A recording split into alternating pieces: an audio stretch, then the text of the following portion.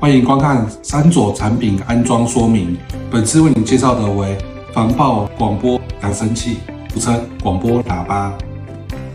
首先，我们有一个固定支架，左右两侧各有一个十字螺丝，我们可以把它转松。转松之后，它就可以配合你现场的固定方式去做吊挂，不同的角度。再拿出我们的公制5号扳手。上方会有4个螺丝锁点，我们把它转开。